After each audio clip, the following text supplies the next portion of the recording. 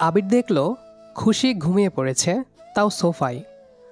আবির মনে মনে ভাবতে থাকলো, সারা জীবন ধরে এত কিছু ভেবে রেখেছি এই রাতটা নিয়ে, আর এদিকে খুশি ঘুমিয়ে পড়েছে। পরের দিন সকালে খুশির ঘুম ভাঙে কারো ডাকে। খুশি ঘুম ঘুম চোখে বলে, আর একটু ঘুমাতে দাও না আম্মু। খুশি, আমি তোমার আম্মু না, চোখটা খুলে দেখো। সরি সরি, আমি ভাবছি আম্মু। আচ্ছা ঠিক আছে, তুমি ফ্রেশ হয়ে এসো, বাইরে অনেক মেহমান আছে, আমি একটু দেখে আসি সব কিছু ঠিক আছে কিনা। আচ্ছা। আবির চলে গিয়েছে। খুশি অবাক হয়ে ভাবছে, আমি তো রাতে সোফায় ঘুমিয়েছিলাম, কিন্তু এখন খাটে কিভাবে আসছি? আবির কি বলবে ভেবে পাচ্ছে না। আসলে আমি তোমাকে এনেছিলাম। খুশি কিছু না বলে ওয়াশরুমে চলে যায়। খুশি ওয়াশরুম থেকে বেরিয়ে এলো। আজ খুশি একটা লাল রঙের শাড়ি পরেছে। খুশিকে দেখতে একদম পরীর মতো লাগছে। অসাধারণ চোখ দুটোর দিকে তাকালেই যে কেউ মায়ে পড়ে যেত। আবির দাঁড়িয়ে অবাক হয়ে দেখছে খুশিকে। খুশি এর আগে শাড়ি পরতো না, তাই শাড়ি পরে হাঁটতে খুব অসুবিধা হচ্ছে।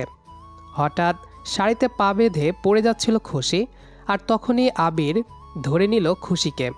কেউ কিছু বলার আগেই আবিরের বোন মিম বলে ওঠে, ওরে ভুল সময় এসে গেছি মনে হয়, চলে যাচ্ছি। আরে মিম শোনো, তুমি যা ভাবছো তা নয়, তুমি কি বলবা বলো। বুঝি বুঝি, চলো নিচে আম্মু ডাকছে। তোকে আর বুঝতে হবে না, যা এখন আমরা আসছি। আচ্ছা আসো। কিছুক্ষণ পর আবির আর খুশি নিচে চলে গেল। সারাদিন সবার খুব ব্যস্ততার মধ্যে দিয়ে চলে গেল। বিয়ের 2 দিন হয়ে গেছে। সকালে সবাই একসাথে নাস্তা করতে বসেছে। তখন আবিরের বাবা বলে, আবির বাবা, বাবা বলো। হানিমুনে কোথায় যাবি বল, আমি সব কিছু রেডি করবো সেভাবে।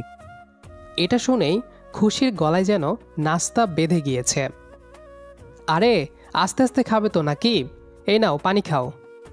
তারপর খুশি পানি খায়। বাবা, আমি তোমাকে রাতে জানাবো। আচ্ছা ঠিক আছে। একটু পরে নাস্তা শেষ করে সবাই সবার রুমে চলে যায়। খুশিও নিজের রুমে যায়।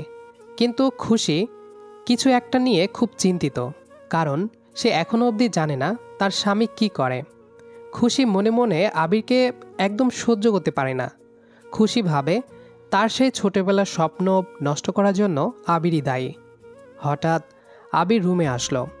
এসে খুশিকে বলল, খুশি কোথায় যাবে বলো। কোথায় যাব আবার? আচ্ছা, বাবা তখন কি বলেছে শোনো নাই? ও আচ্ছা, কিন্তু যাওয়ার কি খুব দরকার? চলো ঘুরে আসি। কি আর করার, আর কিছুদিন মাত্র ছুটির বাকি আছে।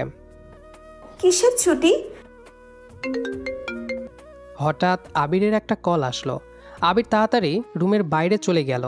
খুশিও উঠে কিচেনে গেল তার শাশুড়িকে হেল্প করতে। কি হলো খুশিমা, তোমার এখানে কিছু লাগবে নাকি? না আম্মু, আসলে আমিও রান্না করি, আমাকেও দেন। আরে না, তুমি গিয়ে রেস্ট করো, আমার খাবার বানানো হয়ে গেছে প্রায়। খুশির শাশুড়ি কিছুতেই খুশিকে রান্না করতে দিল না, তাই খুশি ঘরে গিয়ে গোসলে চলে যায়। দুপুরে সবাই খাবার খেয়ে রুমে গিয়েছে। খুশি, আমি তোমাকে কিছু বলতে চাই। এতদিন বলবো ভাবছিলাম, কিন্তু বলতে পারিনি, সবাই ব্যস্ত ছিল তাই। জি বলেন। খুশি, তোমাকে এমন দেখাচ্ছে কেন? মনে হচ্ছে তুমি হ্যাপি নও। খুশি কিছু বলল না, চুপ করে আছে। তুমি বলতে পারো, সমস্যা নাই। কই না তো, আমি ঠিক আছি। আবির আর কিছু বলল না। আবির শুয়ে আছে, ফোনে ভিডিও দেখতে দেখতে ঘুমিয়ে পড়ল। সন্ধ্যায় আবিরের ঘুম ভাঙল। আবির ফ্রেশ হয়ে বন্ধুদের সাথে আড্ডা দিতে চলে গেল। রাত 9টা বাজে। আবির বাড়ি আসলো। আম্মু দেখো ভাইয়া আসছে। তোর কোনো জ্ঞান আছে আবির? বাড়িতে নতুন বউ আছে, ভুলে গেছিস নাকি? আবির কিছু বলল না, হাসতে হাসতে রুমে চলে যায়। মিম, ওই মিম, কি হয়েছে, এত ডাকছিস কেন? আম্মুকে বল আমরা হানিমুনে সাজেক যাব।